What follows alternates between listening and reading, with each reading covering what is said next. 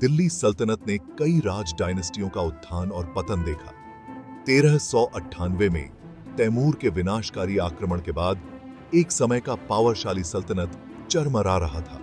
अराजकता और अनिश्चितता के बीच एक नई शक्ति का उदय हुआ, सैयद डायनेस्टी। यह वंश हालांकि अल्पकालिक था, लेकिन 1414 से 1451 तक उत्तर भारत के राजनीतिक परिदृश्य को आकार देने में महत्वपूर्ण भूमिका निभाई। सैयद पैगंबर मोहम्मद से वंश का दावा करते हुए खंडित क्षेत्र में व्यवस्था की एक झलक लाई। सैयद वंश का उदय एक महत्वपूर्ण मोड़ था। इसने परिवर्तन की अवधि का प्रतिनिधित्व किया, तैमूर के आक्रमण के अशांत परिणाम और लोदी वंश की एंडिम स्थापना के बीच की खाई को पाट दिया। 4 सैयद शासक खिज्र खान, मुबारक शाह, मोहम्मद शाह और आलम शाह, प्रत्येक ने स्थिरता बहाल करने और अपने अधिकार को मजबूत करने के कठिन कार्य से जूझ रहे थे।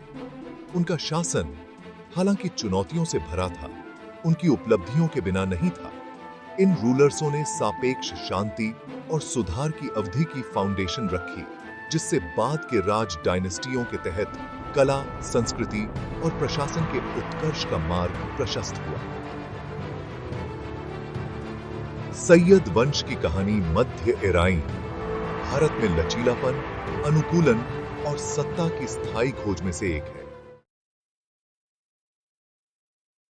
तैमूर के विनाशकारी आक्रमण के बाद दिल्ली सल्तनत बर्बाद हो गया था। मुल्तान के गवर्नर खिज्र खान अराजकता के बीच आशा की किरण के रूप में इमर्ज्ड। वह 1414 में सुल्तान की उपाधि धारण करते हुए तेजी से दिल्ली ऑनगोइंग गए। खिज्र खान का प्राथमिक उद्देश्य बिखरे हुए साम्राज्य में व्यवस्था और स्थिरता बहाल करना था। उन्हें एक खाली खजाना, रिबेलियनी किंगडम पालों और बाहरी इन्वेजनों के मंडराते खतरे सहित कई चुनौतियों का सामना करना पड़ा। निडर खिज्र खान ने दिल्ली के पुनर्निर्माण के लिए एक मिशन शुरू किया। उन्होंने क्षतिग्रस्त बुनियादी ढांचे की मरम्मत की, व्यापार वेयों को पुनर्जीवित किया और सल्तनत की आर्थिक भलाई को बहाल करने के लिए एडमिनिस्ट्रेशनिक रिफॉर्मों को लागू किया। न्याय और निष्पक्ष शासन पर उनके ध्यान ने उन्हें लोगों का सम्मान दिलाया, धीरे धीरे उनके शासन को मजबूत किया। खिज्र खान का रेन काल हालांकि निरंतर कन्फ्लिक्टों से चिह्नित था, ने सैयद वंश के लिए आधार तैयार किया। उन्होंने तैमूरीद नौथाधिकारी शाहरुख से अपने रीजनों को बाहरी खतरों से सक्सेसफुलतापूर्वक सेफगार्डेड। वह कई रिबेलियनी किंगडम पालों को अपने वश में करने में भी कामयाब रहे, धीरे धीरे खंडित सल्तनत को एक साथ जोड़ रहे थे। यद्यपि उन्होंने दिल्ली सल्तनत को उसके पूर्व ग्लोरी को पूरी तरह से बहाल नहीं किया, खिज्र खान के रेन काल ने एक महत्वपूर्ण मोड़ दिया। व्यवस्था और स्थिरता बहाल करने के उनके प्रयासों ने उस अराजकता से बहुत जरूरी राहत प्रदान की, जिसने इस क्षेत्र को अपनी चपेट में ले लिया था। उनका रेन काल उनके लचीलापन और एडमिनिस्ट्रेशनिक कौशल का प्रमाण है। गुण सैयद वंश की पहचान बनेंगे। खिज्र खान के पुत्र मुबारक शाह 1421 में सिंहासन पर बैठे। अपने पिता के विपरीत मुबारक शाह ने शासन के लिए अधिक मुखर दृष्टिकोण अडॉप्टेड। वह सैयद वंश के रीजनों का विस्तार करने और सत्ता पर अपनी पकड़ मजबूत करने के लिए दृढ़ थे। इसने उन्हें रिबेलियनी किंगडम पालों और पड़ोसी किंगडमों के खिलाफ कई सैन्य अभियानों में शामिल होने के लिए प्रेरित किया। मुबारक शाह की सबसे उल्लेखनीय उपलब्धियों में से एक पंजाब क्षेत्र के एक पावरशाली सरदार जसरत खोखर के लीडरशिप में विद्रोह का दमन था। इस जीत ने मुबारक शाह के अधिकार को काफी मजबूत किया और सल्तनत के उत्तर पश्चिमी सीमांतों को सुरक्षित कर लिया। अपनी शक्ति को और मजबूत करने के लिए मुबारक शाह ने 1422 में मुबारकाबाद शहर की स्थापना की। इसे अपनी नई राजधानी बनाने का इरादा था। अपनी सैन्य सक्सेसफुलताओं के बावजूद मुबारक शाह का रेनकाल आंतरिक कन्फ्लिक्टों और चुनौतियों से भी भरा रहा। उन्हें कई रईसों के विरोध का सामना करना पड़ा, जिन्होंने उनकी मुखर नीतियों और सत्ता को केंद्रीकृत करने के प्रयासों का विरोध किया। सल्तनत के रीजनों का विस्तार करने की उनकी महत्वाकांक्षा ने भी लगातार युद्ध किया, खजाने को खाली कर दिया और राज्य को अंडरमाइन जोर कर दिया। मुबारक शाह का रेनकाल हालांकि सक्सेसफुलताओं और असक्सेसफुलताओं दोनों से चिह्नित था, ने सैयद वंश की बढ़ती महत्वाकांक्षा का प्रदर्शन किया। सत्ता को मजबूत करने और सल्तनत के इन्फ्लुएंस का विस्तार करने के उनके प्रयासों ने उनके नॉर्थाधिकारियों के लिए आधार तैयार किया, लेकिन भविष्य के कॉन्फ्लिक्टों के बीच भी बोल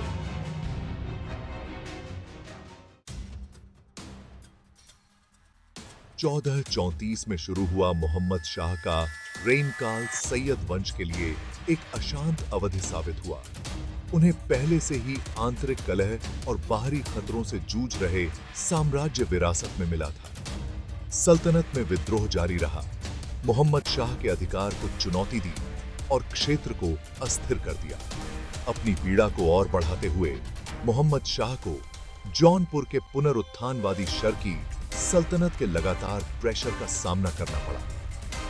शर्की रूलर्सों ने अपने क्षेत्र का विस्तार करने की एम्बिशनें पाली थीं और दिल्ली सल्तनत के लिए एक महत्वपूर्ण खतरा पैदा कर दिया था। शर्कियों के साथ चल रहे संघर्ष ने सल्तनत के संसाधनों को समाप्त कर दिया और इसके डिफेंसेस को और अंडरमाइन जोर कर दिया। इन चुनौतियों के बावजूद मोहम्मद शाह ने लचीलापन के क्षण प्रदर्शित किए। वह कई रिबेलियनों को दबाने में कामयाब रहे और यहां तक कि शर्कियों के खिलाफ सफल अभियान भी ऑनगोइंग रहे। हालांकि ये जीत अल्पकालिक साबित हुई और वह अपने दुश्मनों को एक निर्णायक झटका देने में असमर्थ रहे।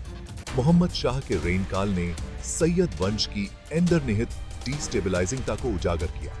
सल्तनत के सामने आने वाले आंतरिक और बाहरी खतरों से प्रभावी ढंग से निपटने में उनकी अक्षमता ने इसके एंडिम पतन का मार्ग प्रशस्त किया। एक समय का होनहार वंश अब पतन के कगार पर था।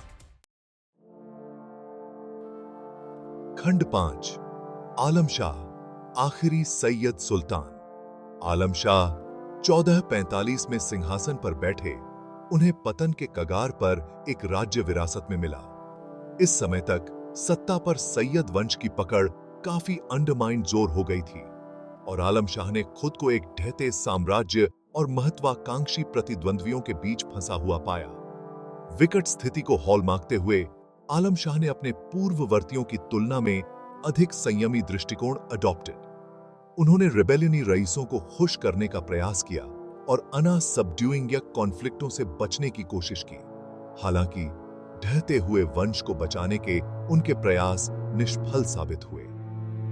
1451 में लोदी जनजाति के बढ़ते प्रेशर का सामना करते हुए आलम शाह ने एक दुर्भाग्यपूर्ण निर्णय लिया। उन्होंने लाहौर के गवर्नर बहलुल लोदी के पक्ष में सिंहासन त्याग दिया, जिससे सैयद वंश का अंत हो गया। उनके त्याग के रीजंसों पर बहस जारी है। कुछ इतिहासकारों का सुझाव है कि उन्हें सत्ता छोड़ने के लिए मजबूर किया गया था, जबकि अन्य का मानना है कि उन्होंने स्वेच्छा से पद छोड़ दिया। आलम शाह के त्याग ने एक युग का अंत कर दिया। सैयद वंश, जो तैमूर के आक्रमण की राख से उभरा था, एंडतः डिस्टेबलाइजिंग था और विखंडन की उन्हीं ताकतों के आगे झुक गया था जिसने दशकों से दिल्ली सल्तनत को त्रस्त किया था। खंड 6 सैयद की विरासत, साम किंगडमों के बीच एक ब्रिज। सैयद वंश, हालांकि अल्पकालिक था, ने मध्य ईरान भारत के इतिहास को आकार देने में महत्वपूर्ण भूमिका निभाई। तैमूर के आक्रमण के अशांत परिणाम और लोदी के उदय के बीच सैंडविच सैयद वंश ने इन दो इराओं के बीच एक महत्वपूर्ण सेतु का काम किया। भारी चुनौतियों का सामना करने के बावजूद सैयद खंडित दिल्ली सल्तनत में व्यवस्था की एक झलक बहाल करने में कामयाब रहे। अर्थव्यवस्था को पुनर्जीवित करने, बुनियादी ढांचे के पुनर्निर्माण और कानून व्यवस्था बनाए रखने के उनके प्रयासों ने उस अराजकता से बहुत जरूरी राहत प्रदान की जिसने इस क्षेत्र को अपनी चपेट में ले लिया था। सैयदों ने दिल्ली के सांस्कृतिक परिदृश्य में भी महत्वपूर्ण योगदान दिया। उन्होंने कला, वास्तुकला और साहित्य को संरक्षण दिया, एक ऐसी विरासत को पीछे छोड़ते हुए जिसने शहर के सांस्कृतिक ताने बाने को समृद्ध किया। उनके रेनकाल में कई मस्जिदों, मकबरों और अन्य सार्वजनिक भवनों का निर्माण देखा गया, जो उस समय की स्थापत्य शैली का प्रदर्शन करते थे। यद्यपि अक्सर उनसे पहले और बाद में आने वाले अधिक पावरशाली राज डायनेस्टियों द्वारा उनकी देखरेख की जाती थी, सैयद अपने लचीलापन और दिल्ली सल्तनत में उनके योगदान के लिए मान्यता के पात्र हैं। उनका रेन काल हालांकि संक्षिप्त था, मध्य एराइन भारत के राजनीतिक और सांस्कृतिक परिदृश्य पर एक अमिट छाप छोड़ी। खंड 7 सैयद वंश के दौरान वास्तुकला और कल्चर। राजनीतिक उथल-पुथल के बावजूद सैयद वंश ने दिल्ली सल्तनत में ऑनगोइंग इंडो इस्लामिक स्थापत्य परंपराओं को जारी रखा। रूलर्सों, विशेष रूप से मुबारक शाह ने मस्जिदों, मकबरों और अन्य संरचनाओं के निर्माण का काम शुरू किया, जो इस्लामी और इंदियाई स्थापत्य तत्वों के मिश्रण को दर्शाते थे। एक उल्लेखनीय उदाहरण मोट की मस्जिद है। माना जाता है कि इसे मुबारक शाह के अधीन प्रधानमंत्री सिकंदर शाह के रेन काल के दौरान बनाया गया था। लाल बलुआ पत्थर और संगमरमर के विशिष्ट उपयोग के साथ यह मस्जिद उस समय की स्थापत्य शैली का उदाहरण प्रस्तुत करती है। सैयदों ने फारसी साहित्य और इतिहास लेखन का संरक्षण भी जारी रखा, जिससे दिल्ली सल्तनत का सांस्कृतिक परिदृश्य और समृद्ध हुआ। सैयद काल में सूफी परंपराओं को भी जारी रखा गया, जिसमें कई सूफी संतों और विद्वानों ने प्रमुखता प्राप्त की। इन सूफी केंद्रों ने ज्ञान के प्रसार और विविध आलेटरी के बीच एकता की भावना को बढ़ावा देने में महत्वपूर्ण भूमिका निभाई। सैयद वंश के सांस्कृतिक योगदान हालांकि अक्सर उस समय की राजनीतिक उथल-पुथल से ढके रहते हैं, इंडो इस्लामिक कला और वास्तुकला के इतिहास में एक महत्वपूर्ण अध्याय का प्रतिनिधित्व करते हैं। खंड 8 इस्लामी शासन के बड़े संदर्भ में सैयद डायनेस्टी। दिल्ली में सैयद वंश के शासन ने भारत में इस्लामी शासन के बड़े ताने बाने का एक हिस्सा बनाया, जबकि पूर्ववर्ती तुगलक वंश या सफल लोदी वंश की तरह विस्तृत या पावरशाली नहीं, सैयदों ने इस क्षेत्र में इस्लामी प्रशासन और सांस्कृतिक इन्फ्लुएंस की कांस्टेंटता बनाए रखने में महत्वपूर्ण भूमिका निभाई। उनका रेन काल बंगाल, गुजरात और दक्कन में अन्य रीजनीय इस्लामी पावरों के उदय के साथ हुआ। इन पड़ोसी किंगडमों की निरंतर चुनौतियों का सामना करने के बावजूद सैयद दिल्ली और उसके आसपास के अपने मूल रीजनों पर अपनी पकड़ बनाने में कामयाब रहे। इन रीजनीय पावरों के साथ उनकी बातचीत में संघर्ष और कूटनीति दोनों शामिल थे, जो उत्तर भारत के राजनीतिक परिदृश्य को आकार देते थे। सैयदों को तैमूर के आक्रमण की विरासत से भी ग्रैपलिंग न पड़ा, जिसने दिल्ली सल्तनत के केंद्रीय अधिकार को काफी अंडरमाइन जोर कर दिया था। एडमिनिस्ट्रेशनिक तंत्र के पुनर्निर्माण और कानून व्यवस्था बहाल करने के उनके प्रयासों ने इस विनाशकारी घटना के दीर्घकालिक आफ्टरमैथों को कम करने में मदद की। एसेंस में सैयद वंश हालांकि अक्सर एक अंडरमाइन जोर या ट्रांजिशन कालीन अवधि के रूप में देखा जाता है, ने महत्वपूर्ण उथल-पुथल और विखंडन की अवधि के दौरान भारत में इस्लामी शासन की कांस्टेंटता बनाए रखने में महत्वपूर्ण भूमिका निभाई। उनका रेन काल हालांकि छोटा था, दिल्ली सल्तनत के राजनीतिक और सांस्कृतिक विकास के लिए स्थायी परिणाम थे। खंड 9 पतन और पतन। सैयद वंश के अंत के रीजंस। सैयद वंश को अपनी स्थापना से ही असंख्य चुनौतियों का सामना करना पड़ा, जिसके कारण एंडतः इसका पतन हुआ। आंतरिक कलह, आर्थिक डिस्टेबलाइजिंगता और बाहरी खतरों ने अपने छोटे से रेन काल में वंश को त्रस्त किया, जिसकी परिणति इसके एंडिम पतन में हुई। एक महत्वपूर्ण कारक महत्वाकांक्षी रईसों और चीफ्टेनों द्वारा निरंतर आंतरिक विद्रोह था। सैयद रूलर्सों ने अपने विशाल रीजनों पर नियंत्रण बनाए रखने के लिए संघर्ष किया और इन रिबेलियनों ने उनके संसाधनों को लगातार समाप्त कर दिया और उनके अधिकार को कम आंका। कुलीनता के भीतर सत्ता के लिए संघर्ष ने एक अस्थिर राजनीतिक माहौल बनाया, जिसने वंश की स्थिरता में बाधा डाली। सैयदों को एक गंभीर आर्थिक संकट का भी सामना करना पड़ा। तैमूर के आक्रमण ने दिल्ली सल्तनत की अर्थव्यवस्था को तबाह कर दिया था और सैयदों ने खजाने को फिर से भरने के लिए संघर्ष किया। रिबेलियनों और पड़ोसी किंगडमों के खिलाफ उनके लगातार सैन्य अभियानों ने उनके संसाधनों को और कम कर दिया, जिससे एक मजबूत सेना बनाए रखना और अपने रीजनों को प्रभावी ढंग से शासित करना मुश्किल हो गया। सैयद वंश के पतन में बाहरी खतरों ने भी महत्वपूर्ण भूमिका निभाई। जौनपुर का शर्की सल्तनत महत्वाकांक्षी रूलर्सों के अधीन सैयदों के लिए एक निरंतर खतरा पैदा करता था।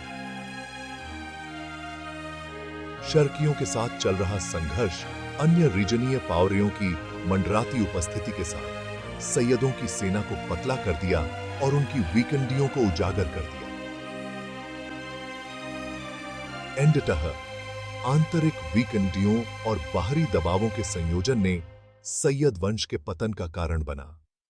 रिबेलियनों को दबाने, अर्थव्यवस्था को पुनर्जीवित करने या बाहरी खतरों का प्रभावी ढंग से मुकाबला करने में उनकी अक्षमता ने उनके निधन को लगभग अपरिहार्य बना दिया।